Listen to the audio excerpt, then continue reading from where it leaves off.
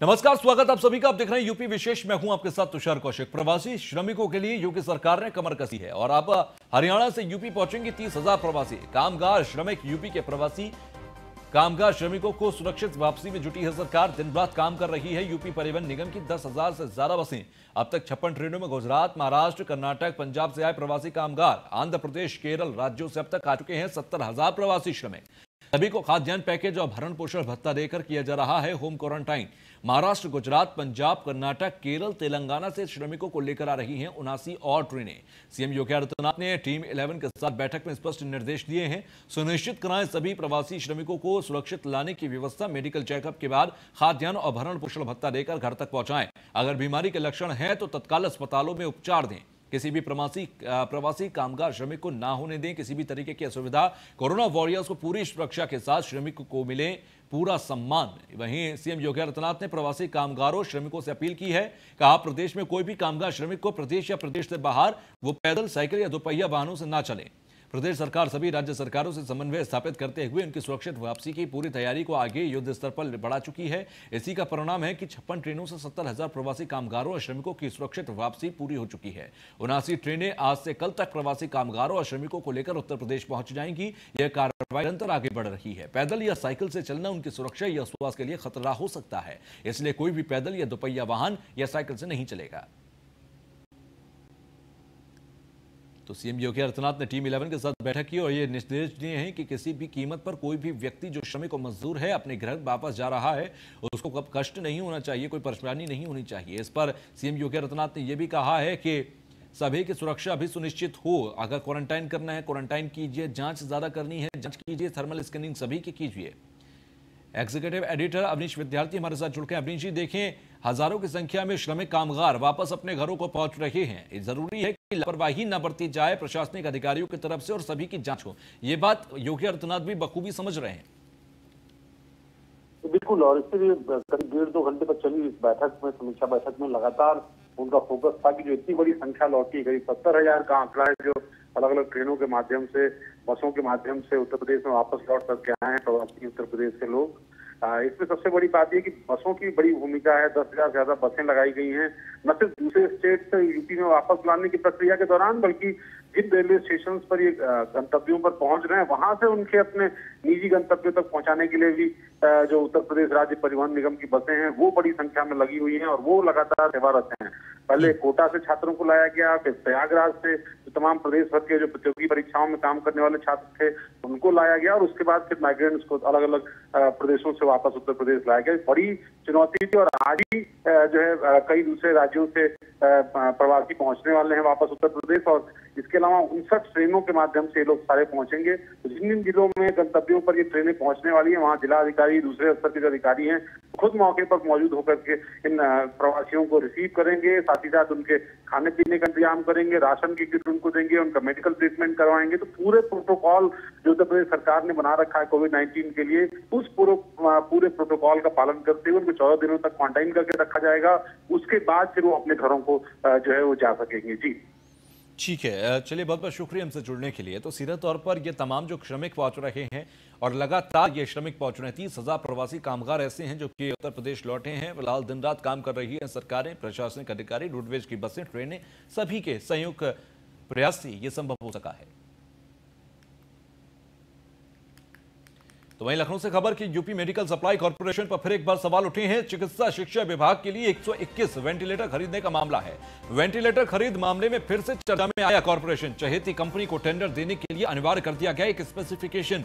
इस स्पेसिफिकेशन से अन्य कंपनियों की हो जाएंगी टेंडर से बाहर और टेंडर में भाग लेने वाली कंपनियों ने सीएम योगी आदित्यनाथ से शिकायत की है। पीपीई किट को लेकर चर्चा में रही है यूपी मेडिकल सप्लाई कॉर्पोरेशन। अब वेंटिलेटर खरीद को लेकर विवादों में है। मेडिकल सप्लाई कॉर्पोरेशन लगातार इस तरीके से कोई ना कोई गतिविधि जरूर कर रही है जिससे कि बड़ा बंदरबाट उसके जरिए किया जा सके। चहेती कंपनी को टेंडर देने के लिए, वेंटिलेटर के टेंडर देने के लिए यहां पर बड़े स्तर पर नियमों के साथ छेड़छाड़ की गई। एक स्पेसिफिकेशन जोड़ दिया गया, जिस स्पेसिफिकेशन को जोड़ने के बाद जो दूसरी कंपनीज है वो टेंडर से बाहर हो जाएंगी और जो चहेती कंपनी है उसको टेंडर मिल जाएगा। तो 121 वेंटिलेटर खरीदने का मामला है। चिकित्सा शिक्षा विभाग की तरफ से एक बड़ा घोटाला आपको बता रहे कि मेडिकल सप्लाई कॉर्पोरेशन की तरफ से किया जा रहा है। तो चहेती कंपनी को टेंडर देने के लिए अनिवार्य किया गया स्पेसिफिकेशन। इस स्पेसिफिकेशन से अन्य कंपनियां हो जाएंगी टेंडर से बाहर। तो टेंडर में भाग लेने वाली कंपनियों ने सीएम योगी आदित्यनाथ से शिकायत भी की है। तो पीपीई किट को लेकर चर्चा में रही है UP medical supply corporation. Deputy editor Manish Pandey हमारे साथ जुड़ गए हैं। मनीष, सीधे तौर पर पहले समझना चाहेंगे कि किस स्तर पर और कितने बड़े स्तर पर चहेती कंपनी को टेंडर देने के लिए गड़बड़ झाला नियमों से छेड़छाड़ की जा रही है? बिल्कुल तुषार, देखिए दूसरा मामला है इस कोरोना काल में, ये दूसरा मामला है जब Uttar Pradesh medical supply corporation फिर एक बार चर्चा में आई है। पहली बार पीपीई किट का मामला था जिसमें तमाम बचाव किया गया था, सरकार भी बचाव में उतर गई थी कि ये मामला गलत है। लेकिन इस बार सीधे सीधे शिकायत मुख्यमंत्री योगी आदित्यनाथ से की गई है। दरअसल 121 वेंटिलेटर खरीदने थे चिकित्सा शिक्षा विभाग को, उसके लिए टेंडर होने थे और अभी 4 दिन पहले वो टेंडर निकाला गया है। और जो बाकी प्रतिभागी कंपनियां हैं जो भाग ले रही हैं उसमें, उन्होंने मुख्यमंत्री के यहाँ शिकायत की है और ये कहा है कि एक कंपनी को टेंडर देने के लिए एक ऐसी स्पेशलाइजेशन उसमें डाल दी गई है जो सिर्फ एक कंपनी को है, उसकी वजह से वो सारे लोग उस मामले से डिस्क्वालीफाई हो जाएंगे। तो आप समझिए कि इतना सब कुछ होने के बावजूद मेडिकल सप्लाई कॉर्पोरेशन के जो अफसर हैं लगातार सरकार की फजीहत कराने में लगे हुए हैं। पहला मामला नहीं है, इसके पहले भी वेंटिलेटर की खरीद पर सवाल उठे थे, एकल टेंडर आया गया था, उस समय बाकायदे कमेटी भी बनाई गई थी शिकायत पर कि अब आगे से जब इस तरह के टेंडर होंगे तो उसमें बहुत ही ट्रांसपेरेंट तरीके से, पारदर्शी तरीके से काम किया जाएगा, कहीं किसी के का पक्ष नहीं लेना होगा, जिससे जो है आगे जो प्रक्रिया हो वो अच्छे ढंग से हो। और जो दूसरी कंपनियों ने जिन्होंने शिकायत की है उन्होंने बताया है कि जिस कंपनी की स्पेशलाइजेशन टेंडर में डाली गई है कि उससे सस्ते इनके वेंटिलेटर्स हैं और वो स्पेशलाइजेशन सिर्फ इसलिए टेंडर में डाली गई है, ये आरोप है मेडिकल कॉर्पोरेशन पे कि वो कंपनी क्वालिफाई करे। तो आप समझ सकते हैं कि कितना अभी भी इतना कुछ होने के बावजूद सप्लाई कॉर्पोरेशन के जो अफसर हैं वो अभी भी सुधरने को तैयार नहीं है, अभी भी वो अपनी कारगुजारियों से बाज नहीं आ रहे हैं। फिलहाल अब मामला मुख्यमंत्री के हाथ में है, देखना ये होगा कि अब मुख्यमंत्री इस मामले पर क्या निर्णय लेते हैं, क्योंकि इसके पहले पीपीई किट पर अच्छी खासी किरकिरी हो चुकी है सरकार की और एक बार फिर जब ये मामला उठ रहा है तो निश्चित रूप से उम्मीद की जा सकती है कि सीएम इस बार कोई कड़ा कदम उठा सकते हैं। समझ में आ पाया है कि कौन सी कंपनी है जिसको ये फेवर करना चाहती है और साथ ही साथ किन अधिकारियों की, किन निजी स्वार्थों की वजह से ये नियमों में छेड़छाड़ की गई? क्या स्पेसिफिकेशन एड ऑन किया गया? देखिए तुषार, जो स्पेसिफिकेशंस हैं, स्पेसिफिकेशन के बारे में चूंकि जो खत लिखा गया है वो सीधे मुख्यमंत्री को लिखा गया है, कंपनियों के नाम भी अभी तक सार्वजनिक नहीं किए गए हैं। और आपने देखा होगा कि अगर इस तरीके से अभी हाल ही में हमने मेडिकल सप्लाई कॉर्पोरेशन से एक मामला चलाया था मेरठ मेडिकल कॉलेज का, वो मेडिकल सप्लाई कॉर्पोरेशन का नहीं, माफ कीजिएगा, स्वास्थ्य विभाग का मामला था। तो उसमें कंपनी का नाम जैसे हम लोगों ने सार्वजनिक किया गया तो उसके बाद तमाम वो नोटिस भेजने शुरू कर देते हैं। तो इसलिए एहतियातन हम इस चीज को अभी गुप्त रख रहे हैं, अभी इस चीज को सार्वजनिक नहीं कर रहे हैं। लेकिन हाँ, अब मुख्यमंत्री के पत्र लिखने के बाद जो आगे की कार्यवाही होगी उसमें हम ये भी सार्वजनिक करेंगे कि वो कौन सी कंपनी है जिसका फेवर लेने के चक्कर में मेडिकल सप्लाई कॉर्पोरेशन के अफसर हैं उन्होंने नियमों में हेरफेर किया है, उन्हें क्वालिफाई कराने के लिए स्पेशलाइजेशन स्पेशल कैटेगरी की डाली है जो सिर्फ एक कंपनी की है। कौन कौन सी कंपनियां हैं जिन्होंने इस मामले में शिकायत की है, लेकिन ये तय है कि इस बार भी इस मामले में गोलमाल करने की कोशिश की जा रही थी। फिलहाल अब चूंकि मामला मुख्यमंत्री के यहाँ पहुंच चुका है, शिकायत हो चुकी है, हालांकि मेडिकल सप्लाई कॉर्पोरेशन के जो अफसर हैं उनका कहना है कि कहीं भी कोई गड़बड़ी नहीं होने दी जाएगी। लेकिन इसके पहले अभी कुछ ही दिन पहले जब वेंटिलेटरों की खरीद की थी मेडिकल सप्लाई कॉर्पोरेशन में तो उस पर भी उंगलियां उठी थी। एक लिहाजा सवाल ये खड़ा होता है कि कोरोना के संकट के काल में जहां पर गैर व्यक्ति भी दूसरे गैर व्यक्ति की मदद कर रहा है बिना किसी स्वार्थ, सरकार के तमाम प्रशासनिक अधिकारी कहीं ना सरकार की जो एक सच्ची नीयत की कोशिशें हैं उनको फलिता लगा रहे हैं। और अब अगर सीएम योगी आदित्यनाथ की नजरें टेढ़ी हो गई तो इन अधिकारियों की शायद खैर नहीं होगी, कोई पहले भी ऐसे कई बार देखा गया है। देखिए बिल्कुल इस बार उम्मीद की जा रही है कि इस बार कोई कड़ा एक्शन लिया जा सकता है, कड़ा एक्शन लिया जा सकता है। चूंकि हम लोग जब इस करप्शन के मुद्दे पे एक और खबर पे हम बात कर रहे थे तो हमने बताया था कि इस समय सरकार अफसरों को इसलिए नहीं हटा रही है, उन्हें दंडित नहीं कर रही है कि जो अफसर अच्छे ढंग से काम कर रहे हैं उनका मनोबल न गिरने पाए, वो हतोत्साहित ना हो। इसका फायदा कुछ इस तरह के अफसर उठा रहे हैं जिनकी आदत पड़ी हुई है भ्रष्टाचार करने की, जो भ्रष्टाचार के नाम पर अक्सर जाने जाते हैं। लेकिन इस बार मामला गंभीर हो चुका है। 121 वेंटिलेटर चूंकि आपको मालूम है कि कोविड-19 के जो पेशेंट्स हैं उनके लिए उन्हें आईसीयू में रखा जाता है, उनके लिए वेंटिलेटरों की जरूरत होती है और अब पर्याप्त अस्पतालों में वेंटिलेटर नहीं है, लिहाजा इसको देखते हुए वेंटिलेटर खरीद की योजना सरकार ने बनाई थी। अब उस योजना को पलीता लगाने में कॉर्पोरेशन फिर लग गया है। क्योंकि देखिए पहले क्या था कि मेडिकल सप्लाई कॉर्पोरेशन का जो सृजन हुआ था, जो बनाया गया था, गवर्नमेंट ने बनाया था, इसीलिए बनाया था कि जो भी खरीद होगी वो एक तरह से पारदर्शी तरीके होगी। यहाँ लखनऊ मुख्यालय से सारी चीजें ऑपरेट होंगी तो अधिकारियों की नजर में रहेगी। और सप्लाई कॉर्पोरेशन की अगर आप मैनेजिंग कमेटी के बात करें तो उसमें प्रमुख सचिव से लेके और तमाम सचिव तक तमाम आईएएस अफसर हैं, लेकिन बावजूद उसके बार बार ये कमियां अगर हो रही हैं तो इसका मतलब है कि जो लोग कुर्सियों पर बैठे हुए हैं, जिम्मेदारी है कि वो इस बात को की तस्दीक करें कि कहीं कोई गड़बड़ी ना होने पाए। जो नजर रखें वो कहीं ना कहीं लापरवाह हो गए हैं या उन्होंने बिल्कुल खुला संरक्षण देख रखा है इन तमाम उन परचेज कमेटी के अधिकारियों को, उन अफसरों को कि आप किसी भी तरह करो, हम कोई और उसी वजह से ये बड़े घोटाले भी हो जाते हैं। लेकिन सीएम योगी आदित्यनाथ के पास तक अब ये शिकायत पहुंची है तो ये लगता है कि अब जल्द ही इस पर एक बड़ा एक्शन हो सकता है। बहुत बहुत शुक्रिया मनीष हमसे जुड़ने के लिए और बातचीत करने के लिए। तो आपको बता दें एक बड़ा गड़बड़झाला, एक बड़ा घोटाला करने की कोशिश वेंटिलेटर की खरीद में की जा रही है। अधिकारी अपने चहेती कंपनी को यह टेंडर देना चाहते हैं और ये चहेती कंपनी को टेंडर देने के साथ ही साथ आपको बता दें कि नियमों में भी छेड़छाड़ की गई है। ऐसा स्पेसिफिकेशन जोड़ दिया गया जिससे दूसरी कंपनी बाहर चली जाए और चहेती कंपनी को तरजीह मिल जाए। फिलहाल खबरों में आगे बढ़ते हैं। राजधानी में लगातार बढ़ रही है कोरोना मरीजों की संख्या। हजरतगंज के नरही क्षेत्र के अंदर कोरोना संक्रमित महिला मिली है तो निजी हॉस्पिटल में इलाज के दौरान जांच रिपोर्ट पॉजिटिव आई है। रिपोर्ट में गर्भवती महिला के कोरोना संक्रमण की पुष्टि हुई है। पुलिस अधिकारी और स्वास्थ्य विभाग की टीम पहुंची नरही। शुरुआत में महिला को घर में ही क्वारंटाइन किया गया। तो आपको बता रहे कि रिपोर्ट में गर्भवती महिला के कोरोना संक्रमण की पुष्टि हुई है। हजरतगंज में नरही क्षेत्र के अंदर यह मामला सामने आया। पुलिस अधिकारी और स्वास्थ्य विभाग की टीम पहुंची नरही।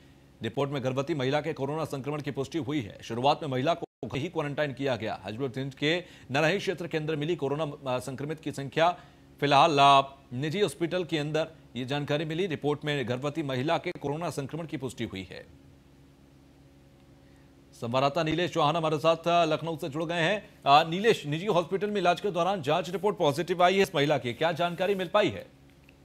देखिए, महिला जो नरही हजरतगंज थाना क्षेत्र का एक नरही इलाका है जहां पर वो महिला रहती थी और महिला प्रेग्नेंट है। और जब वो जांच कराने के लिए अस्पताल पहुंची तो उससे पहले जब उसका कोरोना टेस्ट किया गया तो कोरोना टेस्ट में महिला पॉजिटिव पाई गई है। महिला के पॉजिटिव पाए जाने के बाद आनंद फानन में जो स्थानीय पुलिस है और स्वास्थ्य विभाग की टीमें महिला के घर गई हैं और बाकी लोग हैं उनके भी जांच सैंपल लिए गए हैं और आसपास के लोगों से भी पूछताछ की जा रही है कि इस दौरान महिला के संपर्क में कौन कौन लोग आए हैं। वही महिला को घर में ही क्वारंटाइन कर दिया गया है, परिवार को भी घर में क्वारंटाइन किया गया है। उसके अलावा जो महिला के घर के आसपास से जो रास्ता गुजरता है उस रास्ते को पूरी तरीके से बंद कर दिया गया है। पुलिस बल को वहां पर तैनात कर दिया गया है ताकि जो कोरोना का संक्रमण है वो दूसरे लोगों में न फैल पाए जी। तो तमाम चीजों को एहतियात के तौर पर पुलिस भी देख रही है और स्वास्थ्य विभाग की टीम भी वहां पर पहुंची हुई है। लगातार पड़ताल की जा रही है कि महिला के संपर्क में और कितने लोग थे। ठीक है, चलिए बहुत बहुत शुक्रिया हमसे जुड़ने के लिए, बातचीत करने के लिए। तो ब्रेक के बाद एक बार फिर आप सभी का स्वागत। सहारनपुर के अंदर घटने लगा है कोरोना संक्रमण का ग्राफ। आज 181 सैंपल की लिस्ट में सभी की रिपोर्ट नेगेटिव आई है। 15 लोगों को आज अस्पताल से डिस्चार्ज भी किया जाएगा। 12 मरीज लोकल और 3 फतेहपुर सीएचसी से होंगे डिस्चार्ज। जिले में कोरोना के एक्टिव केस की संख्या 72 हो गई है। फिलहाल आपको बता दें कि 15 लोगों को आज डिस्चार्ज किया जाएगा। इसके साथ ही साथ जो बड़े स्तर पर यहां जांच की गई थी उसमें सभी की रिपोर्ट नेगेटिव आई है। ऐसे में प्रशासन राहत की सांस ली है। सहारनपुर के अंदर कोरोना संक्रमण का ग्राफ जो है वो धीरे धीरे अब घट रहा है। सहारनपुर में घटने लगा कोरोना का ग्राफ। जिले में कोरोना एक्टिव केसेस की संख्या आप देखें तो सिर्फ 72 रह गई है। 181 सैंपल के जो रिपोर्ट है वो आई है जो कि सभी के नेगेटिव बता रही है। फिलहाल 15 लोगों को आज अस्पताल से डिस्चार्ज किया जाएगा।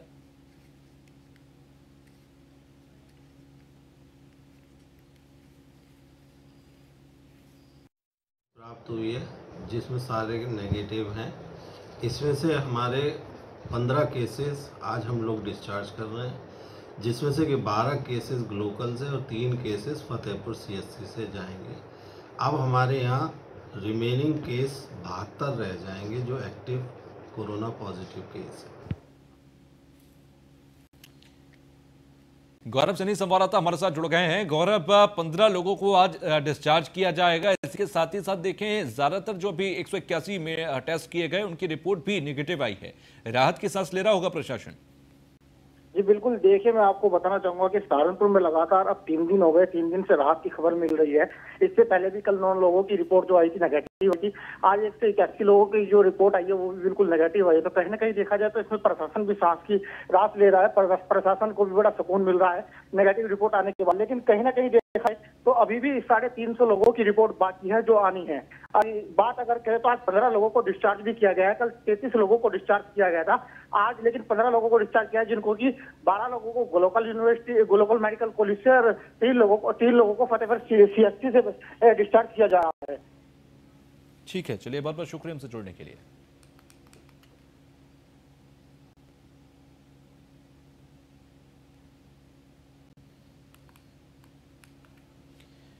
तो वहीं इटावा में 14 मरीजों ने जीती कोरोना वायरस की जंग। सैफई मेडिकल यूनिवर्सिटी में ठीक हुए सभी 14 मरीज स्वस्थ होकर अपने घर के लिए रवाना हुए। मरीजों में नर्स और सफाई कर्मी क्योंकि जमकर तारीफ की है। आगरा के लिए रवाना हुए सभी कोरोना मुक्त मरीज, इससे पहले 30 मरीज भी यूनिवर्सिटी के से डिस्चार्ज हुए थे। अब कुल 62 कोरोना संक्रमित मरीज यूनिवर्सिटी से डिस्चार्ज हो गए हैं। यूनिवर्सिटी के कुलपति डॉक्टर राजकुमार ने मामले की पुष्टि की है। तो मरीजों में नर्स और सफाई कर्मियों की जमकर तारीफ हुई है। आगरा के लिए सभी रवाना हुए ये कोरोना मुक्त हुए मरीज। और आपको बता दें कि ये आगरा से यहाँ मेडिकल कॉलेज आए थे। सैफई मेडिकल कॉलेज में इनका ट्रीटमेंट चल रहा था। फिलहाल ये ठीक हो गए हैं और अपने अपने घरों के लिए रवाना हो गए हैं।